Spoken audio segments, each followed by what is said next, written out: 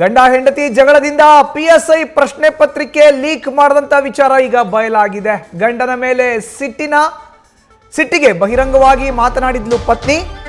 2014ರಲ್ಲಿ ನಡೆದಂತ PSI ಪರೀಕ್ಷೆಯ ಪ್ರಶ್ನೆ ಪತ್ರಿಕೆ ಲೀಕ್ ವಿಚಾರವನ್ನ ಬಹಿರಂಗವಾಗಿ ಮಾತನಾಡಿಬಿಟ್ಟಿದ್ದಾಳೆ. ಅದು ಗಂಡನ ಮೇಲಿನ ಕೋಪಕ್ಕೋಸ್ಕರ. ಗಂಡನ ಮೇಲೆ ಬಹಿರಂಗ ಸಿಟ್ಟನ್ನ ಯಾವ ತರ ಮಾತಾಡಿದಾಳೆ ಅವಳು ಅಂದ್ರೆ ಬಹಿರಂಗವಾಗಿ ಎಲ್ಲವನ್ನ ಹೇಳ್ಬಿಟ್ಟಿದ್ದಾಳೆ. ಪತ್ನಿ ಮಾತು ಜನರ ಕಿವಿಗೆ ಬೀಳ್ತಾ ಇದ್ದಂತೆ ಶುರುವಾಗಿದೆ ಈಗ ನಡುಕ ಶುರುವಾಗ್ತಾ ಇದ್ದಂತೆ PSI ನಿತ್ಯಾನಂದ ಗೌಡ ಜೊತೆ ಮಹಿಳೆ ಮಾತಾಡಿದ್ದಾಳೆ. ಪ್ರಿಂಟಿಂಗ್ ಪ್ರೆಸ್ ಲೇಡಿಯ ಆಡಿಯೋದಿಂದ ಬಯಲಾಯಿತು ರಹಸ್ಯ.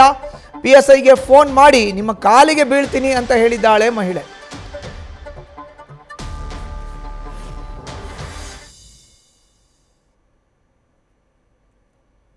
ಅವಳಿಗೆ ಒಳ್ಳೆ ಸಪೋರ್ಟ್ ಮಾಡ್ತಿದ್ದಾರೆ. ಗೊತ್ತಾ ಇದು ಕ್ವಶನ್ ಪೇಪರ್ ನಾನ್ ಜೈಲಿಗೆ ಹೋದ್ರಿ ಏನ್ರಿ ಸೇಮ್ ಆಗತ್ತೀರಿ ನಂಗೆ ನಾನ್ ಕೇಳೋದು ನಮ್ಮ ಬ್ಯಾಚಿನ ಟೈಮ್ ಅಲ್ಲಿ ನಮ್ದು 2 ಬ್ಯಾಚ್ ನಂತರನು ಕ್ವಶನ್ ಪೇಪರ್ ವಿಷಯವೇ ಇಲ್ಲ ಅಲ್ಲಿ, ಆಯ್ತಾ? ಮತ್ತೆ ಯಾರು ನಂಬೋದಿಲ್ಲ, ಅಸಂಪ್ಷನ್ ಮಾಡ್ತಾರೆ. ಏನ್ ಗೊತ್ತಾ ಹೇಳ್ತಿ ಕೇಳಿ. ಎನ್ಕ್ವೈರಿ ತಗೊಂಡು ಇಷ್ಟೇ. ಅವಳು ನಮ್ಮ ಹೆಂಗೆ ಅಸಂಪ್ಷನ್ ಮಾಡ್ತಾರೆ ಅಂದ್ರೆ, ಈಗ ಅವಳಿಗೆ ಪ್ರಶ್ನೆ ಬೀಳ್ತದೆ. ಯಾಕಂದ್ರೆ ಆಯ್ತು 10 ವರ್ಷ ಜೀವನ ಮಾಡಿದಾಗ ನಿಂಗೆ ಇದಿರ್ಲಿಲ್ವಾ, ಈಗ ನಿಮ್ಮ ವೈಯಕ್ತಿಕ ವಿಷಯ ಬಂದಾಗ ಅದು ಹೇಳ್ತಿದ್ವಿ, ಯಾರು ನಂಬ್ತಾರ್ರಿ? ಆಮೇಲೆ ನಾನು ಮೊದ್ಲು ಅಲ್ಲಿ ಕೆಲಸ ಮಾಡ್ತಿದ್ದವನ್, ಹೌದಾ? ಅದನ್ನೇ ಇಟ್ಕೊಂಡು ಹೇಳ್ತಿದ್ದಾಳೆ ಅಂತ ಅನ್ಕೋತಾರೆ ಒಂದು. ಆಮೇಲೆ ಏನಿದೆ ಎವಿಡೆನ್ಸ್? ನೀವು ಬೇರೆ ಎಕ್ಸಾಮ್ ಎಲ್ಲ ಪಾಸ್ ಮಾಡಿದೀರಾ? ನಂದು ಇದು 3ನೇದಲ್ಲ ಪಾಯಿಂಟ್ ಇದು. ಆವಾಗ ಹೇಳ್ಬೋದು ನಾನು ಬೇರೆ ಎಕ್ಸಾಮ್ ಎಲ್ಲ ಪಾಸ್ ಮಾಡಿದ್ದೀನಿ. ಅಲ್ಲ, ನನಗೆ ಅಪಾಯಿಂಟ್ ಆಗುವಾಗ ನನ್ನ ಕೈಲಿ 5,000 ದುಡ್ಡಿಲ್ಲ ಮಾರ್ರೆ, ನಾನೆಲ್ಲಿ ಇದು ಮಾಡಕತ್ತೆ. ಅಲ್ಲ, ಇವಾಗ ಅವಳು ಕೆಲಸ ತೆಗಿತಾಳೆ ಅಂತ ಹೇಳ್ತಾಳಲ್ಲ, ನಿಮ್ದು ಏನ್ ಕೊಡ್ಬೇಕಲ್ಲ?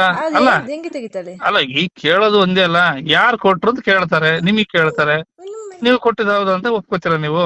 ಅಲ್ಲ, ಆದ್ರೂ ಕೂಡ ನಮ್ಗೆಲ್ಲ ಎನ್ಕ್ವೈರಿ ಮಾಡಿದ್ರೆ ಏನ್ ಎನ್ಕ್ವೈರಿ ಮಾಡ್ತಾರೆ? ನೀವ್ ಯಾವ ಸೆಕ್ಷನ್ ಅಲ್ಲಿ ಇದ್ರಿ, ಏನ್ ಮಾಡಿದ್ರಿ, ನಿಮ್ಗೆ ಹೆಂಗ್ ಬಂತು? ನಂಗೆ ನಾನ್ ಕೆಲ್ಸ ಅಲ್ಲ, ನೀವ್ ಇಷ್ಟೇ ಹೇಳಿ. ನಾನು ಕೂಡ ಅಲ್ಲಿ ಪ್ರೆಸ್ನಾಗ ಕೆಲಸ ಮಾಡ್ತಿದ್ದವನೆ ಮೊದಲು, ಹೌದಾ?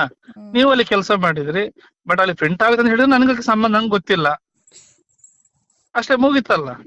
ಯಾರು ಒಪ್ಪಲ್ಲ ರೀ. 10 ವರ್ಷ ಸಂಸಾರ ಮಾಡಿಬಿಟ್ಟು ಈಗ ಅವಳಿಗೆ ಫ್ಯಾಮಿಲಿ ಮ್ಯಾಟರ್ ಬಂದಾಗ ಅದನ್ನ ಯಾರು ತಗೊಳ್ತಾರೆ, ತಲೆ ಹಾಕೋತಾರೆ? ಯಾರದ್ದು ಎನ್ಕ್ವೈರಿ ಎಲ್ಲ ಆದ್ರೆ ಏನ್ ಮಾಡೋದು ಅಂತ. ಏನ್ ತಲೆ ಕೆಡಿಸ್ಕೋಬೇಡಿ, ಅದ್ರಲ್ಲಿ ಎಂತ ಬದನೆಕಾಯಿನೂ ಆಗಲ್ಲ. ಸ್ಥಳ ಮಹಾಜರು ಆತರ ಎಲ್ಲ ಆದ್ರೆ ಏನ್ ಬೇಕಾದ್ರೆ ಮಾಡ್ಲಿ, ನೀವ್ ಕೆಲಸ ಮಾಡ್ತಿದ್ದ ಅದು ನೋಡ್ರಿ. ಅದ್ ಏನಾದ್ರು ದೊಡ್ಡ ಲೆವೆಲ್ಗೆ ಈ ತರ ಏನಾದ್ರು ಬೇರೆ ಯಾವ್ದಾದ್ರು ಹಗರಣದಲ್ಲಿ ಯಾರು ಸಿಕ್ಕಾಕೊಂಡ್ರೆ ಎಲ್ಲ ಮಾಡ್ತಾರೆ. ಬಟ್ ಅದು ಕ್ವಶನ್ ಪೇಪರ್ ಸಿಕ್ಕಿದಲ್ಲ, ಪ್ರಿಂಟಿಂಗ್ ನಲ್ಲಿ ಅದು ವಿಷಯನೇ ಬರುದಿಲ್ಲ.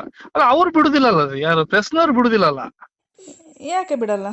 ಅವ್ರು ಹೆಂಗ್ ಬಾಯ್ ಬಿಡುದು? ಅವ್ರು ಬಾಯ್ ಬಿಟ್ರೆ ಮತ್ತೆ ಅವ್ರು ನೆಕ್ಸ್ಟ್ ಅವ್ರಿಗೆ ಪ್ರಿಂಟಿಂಗ್ ಕೊಡ್ತಾರ ಅಲ್ಲಿಗೆ? ಅದೇ ಅವ್ರು ಮನಸ್ಸು ಮಾಡಿದ್ರೆ ನಮ್ಮಲ್ಲಿ ಕೆಲಸನೇ ಮಾಡಿಲ್ಲ ಅಂತ ಹೇಳ್ತಾರೆ ಬೇಕಾ ನಿಮ್ಮನ್ನ? ಗೊತ್ತಾಯ್ತು? ನಿಮ್ಮಿಬ್ರ ಡೈವರ್ಸ್ ಅಂತ ಏನಾದ್ರು ಯಾವತ್ತು ಆಲೋಚನೆ ಮಾಡಿದೆ? ಡೈವರ್ಸ್ ಅಂತ ಬಂದ್ರೆ ಇವಳು ಈ ಕ್ವಶನ್ ಪೇಪರ್ ಅನ್ನು ತೆಗಿತಾಳೆ ಅಂತ ತನ್ನಷ್ಟೇ ಇರೋದು. ನಂದು ನಿಮ್ಮ ಹಾಳು ಮಾಡ್ಲೇಬೇಕಾದ್ರೆ ನಂಗೆ ಮಾಡಕ್ ಗೊತ್ತು ಅಂದು. ಅವಳಿಗೆ ಕ್ವಶನ್ ಪೇಪರ್ ಒಂದೇ, ಬೇರೆ ಏನು ಸಿಗಲ್ಲ. ಸುಮ್ನೆ ಏನು ಕ್ವಶನ್ ಪೇಪರ್ ಏನಾಗಲ್ಲ, ಇವ ತಲೆ ಕೆಡ್ಸ್ಕೊಳ್ಬೇಡಿ. ನಾ ಹೇಳ್ತೀನಲ್ಲ, ದೇವ್ರ ಹಣೆಗೆ ಅದ್ರಲ್ಲಿ ಏನ್ ಎವಿಡೆನ್ಸ್ ಇಲ್ಲ, ಬದನೆಕಾಯಿ ಇಲ್ಲ. ನಿಮ್ಗೆ ಇಷ್ಟ ಕೇಳಿದ್ರೆ ಎನ್ಕ್ವೈರಿಗೆ ಇಳಿದ್ರೆ ಶೇಮ್ ಆಗತ್ತಲ್ವಾ? ನೋಡಿ, ಎನ್ಕ್ವೈರಿಗೆ ಪ್ರಿಲಿಮಿನರಿ ಎನ್ಕ್ವೈರಿ ಮಾಡ್ತಾರೆ. ಯಾವುದೇ FIR ಮಾಡ್ಕೊಳ್ಳಲ್ಲ, ಕಂಪ್ಲೇಂಟ್ ರಿಜಿಸ್ಟರ್ ಮಾಡ್ಕೊಳ್ಳಲ್ಲ, ವಿಚಾರಣೆ ಕರೀತಾರೆ. ಹೌದು, ನಾನು ಇಂತ ವರ್ಷ ಇಲ್ಲಿ ಕೆಲಸ ಮಾಡಿದ್, ಹೌದು, ನಾನು ಅವ್ರದ್ದು ನಾದಿನಿ, ಅವ್ರ ತಂಗಿ, ಹೌದು, ಇಲ್ಲಿ ಕೆಲಸ ಮಾಡಿದ್ದೆ, ಇಲ್ಲಿ ಪ್ರಿಂಟ್ ಆಗಿ ಹೇಳಿದ್ರು. ಬಟ್ ನನಗೆ ಗೊತ್ತು, ಅವ್ರು ಓದ್ತಾ ಇದ್ರು. ಬಟ್ ನನಗೆ ಯಾವ ಕ್ವಶನ್ ಪೇಪರ್ ಇಲ್ಲಿ ನಾನು ಓದೂ ಇಲ್ಲ, ನೋಡೂ ಇಲ್ಲ, ನಾನು ಅವ್ರಿಗೆ ಹೇಳಿಲ್ಲ. ಬಟ್ ಪರೀಕ್ಷೆ ಅವ್ರು ಓದಿದ್ದು ಹೌದು, ಬಟ್ ನನ್ಗೆ ಯಾವ ಕ್ವಶನ್ ಪೇಪರ್ ಸಿಕ್ಕಿಲ್ಲ, ನಂಗೆ ಕೊಟ್ಟು ಇಲ್ಲ, ನನ್ಗೆ ಗೊತ್ತಿಲ್ಲ. ಪ್ರತಿನಿಧಿ ಮಹಾರುದ್ರ ಈಗ ದೂರವಾಣಿ ಸಂಪರ್ಕಕ್ಕೆ ಸಿಕ್ಕಿದ್ದಾರೆ.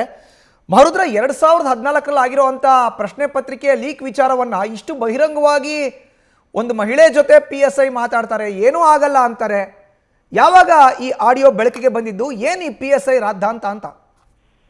ಹೌದು ಮಧುಸೂದನ್, ಏನಂದ್ರೆ 2014ರಲ್ಲಿ ಏನಂದ್ರೆ ರಾಜ್ಯದಲ್ಲಿ ಏನಂದ್ರೆ 200ಕ್ಕೂ ಹೆಚ್ಚು PSI ಹುದ್ದೆಗಳ ಪರೀಕ್ಷೆ ಆಯ್ತು. ಆ ಪರೀಕ್ಷೆ ಏನಂದ್ರೆ ಅಕ್ರಮ ಆಗಿದೆಯನ್ನೋ ಒಂದು ಶಂಕೆ ಕೂಡ ಈಗ ವ್ಯಕ್ತವಾಗಿತ್ತು.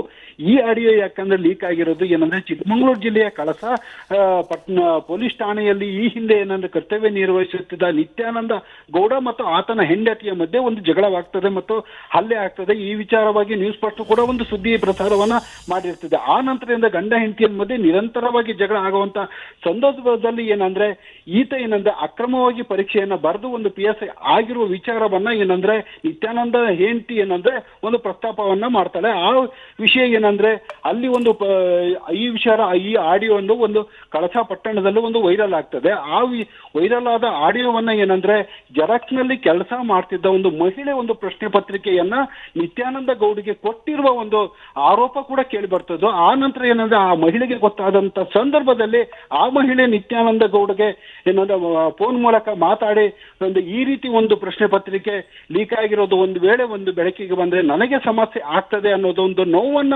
ನಿತ್ಯಾನಂದ ಗೌಡನ ಜೊತೆಗೆ ಒಂದು ತೋಡ್ಕೊಳ್ತಾ ಇರ್ತಾರೆ. ಆ ಆಡಿಯೋ ಈಗಾಗಲೇ ವೈರಲ್ ಆಗಿತ್ತೆ. ಈ ವಿಚಾರವಾಗಿ ಏನಂದ್ರೆ 2014ರಲ್ಲಿ ನಡೆದಂತ ಒಂದು ಪರೀಕ್ಷೆಯ ಒಂದು ಅಕ್ರಮ ಆಗಿದೆ ಅನ್ನೋ ಒಂದು ಗಂಭೀರ ಆರೋಪ ಒಂದು ಕೇಳಿ ಬರ್ತದೆ. ಈ ವಿಚಾರವಾಗಿ ಏನಂದ್ರೆ ಕಳಸಾದ ಒಂದು ತಾಲೂಕ್ ಪಂಚಾಯತ್ ಸದಸ್ಯ ರಫೀಕ್ ಅವರು ಏನಂದ್ರೆ ಈಗಾಗಲೇ SP ಅವರಿಗೆ ಒಂದು ದೂರನ್ನು ಕೊಡ್ತಾರೆ ಮತ್ತು ಇದನ್ನ ಸಮಗ್ರವಾಗಿ ತನಿಖೆಯನ್ನ ಮಾಡಬೇಕು, ಮತ್ತೆ ರಾಜ್ಯ ಸರ್ಕಾರ ಮತ್ತು ಗೃಹ ಇಲಾಖೆ ಒಂದು ಈ ಪರೀಕ್ಷೆ ವಿಚಾರವಾಗಿ ಗಂಭೀರವಾಗಿ ಚಿಂತನೆಯನ್ನ ಮಾಡಬೇಕು ಮತ್ತು ತನಿಖೆಯನ್ನ ಮಾಡಬೇಕು. ಯಾಕಂದ್ರೆ ನಿಷ್ಠಾವಂತರಾಗಿ ಪರೀಕ್ಷೆಯನ್ನ ಬರೆದವರು ಏನಂದ್ರೆ ಇದರಲ್ಲಿ ವಂಚಿತ ಆಗಿದ್ದಾರೆ.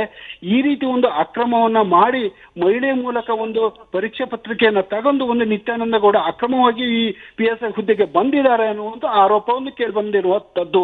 ಮಧುಸೂದನ್, ಧನ್ಯವಾದ ಮಹಾರುದ್ರ ನಿಮ್ಮ ಮಾಹಿತಿಗೆ.